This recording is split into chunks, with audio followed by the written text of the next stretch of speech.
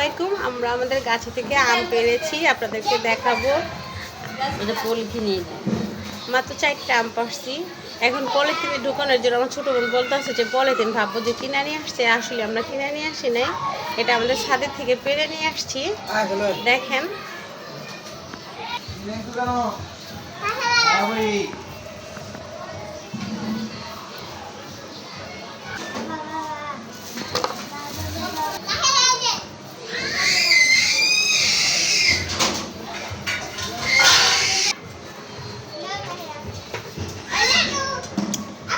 একটা নতুন আম বের হয়েছে না, খেতে খুবই মজা, সুস্বাদু লাগবে। বাটিটা ছোট হয়ে গেছে, তাই বড় বাটিটা নিয়ে নিলাম। বোম্বাই মরিচ দিয়ে ঝাল ঝাল ভর্তাটা বানিয়ে খাবো, অনেক মজা হবে। আপনারা যারা যারা খেতে চান সবাই চলে আসবেন আম গাছের নিচে, যেখান থেকে আমরা আম পেরেছি সেখানে আসলে আম খেতে পারবেন, ভর্তা বানাতে পারবেন। ভালোভাবে আমগুলো কষলে ধুয়ে নিচ্ছি, আমের কষটা যাতে বের হয়ে যায় বোম্বাই মরিচটার সাথে। দেখেন বোম্বাই মরিচটা দেখতে কত সুন্দর, ওয়াও। সবুজ লাল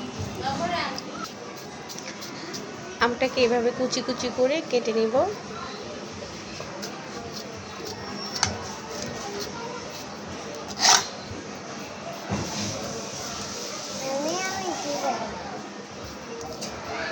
এভাবে কুচি কুচি করলে পাতলা পাতলা স্লাইসগুলো হয়, খেতে খুব ভাল লাগে আর দেখতেও খুব সুন্দর লাগে। যে যেভাবে খেতে পারে আমরা এইভাবেই খাই, আমরা অনেকভাবেই খাই, যখন যেটা হয় সেইভাবেই খাই। তো আপনারা চাইলেও এইভাবে করে নিতে পারেন আপনাদের সুবিধার জন্য, যার যেভাবে সুবিধা হয়, তাই না? এখন আমটা মাখিয়ে নেব। দেখেন যাদের আছে না, অনেকের দাঁতের সমস্যা, মুরব্বিরা খেতে পারে না, তারা যদি এইভাবে কেটে খায় তাহলে তারা অবশ্যই খেতে পারবে, তাদের খেতেও সুবিধা হবে।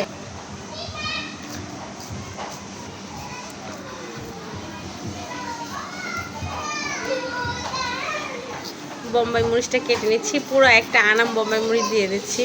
দেখেন লাল সবুজ, দেখতে কত গ্রান বের হয়েছে, অনেক সুন্দর একটা গ্রান বের হয়েছে, ওয়াও।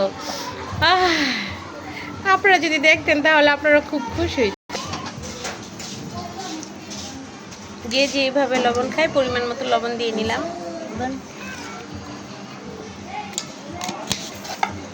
এখন ভালোভাবে কষলিয়ে ভালোভাবে মেখে নিব, যা ভালোভাবে এইভাবে কষলিয়ে মাখিয়ে এটাকে আরও নরম ভর্তা ভর্তা করে তারপরে মনে করেন দাঁতের মধ্যে পিষিয়ে তারপরে সেইভাবে চেটে খাবো আমরা সবাই একসাথে মিলে।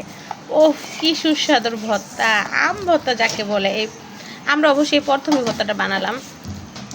আপনারা চাইলে যদি কেউ চিনিতে খেতে চান খেতে পারেন, আমরা যেহেতু টকটা বেশি পছন্দ করি তাই আমরা এখানে চিনি অ্যাড করিনি, আমরা এইভাবেই মেখে খাচ্ছি। আপনারা চাইলে খেতে পারেন। আপনাদেরকে আবার নেক্সট ভিডিওতে দেখাবো। Bye bye. আম ভর্তাটা অনেক মজা, যারা যারা খেতে চান চলে আসেন। আর আম ভর্তাটা কেমন হচ্ছে বলবেন। উফ,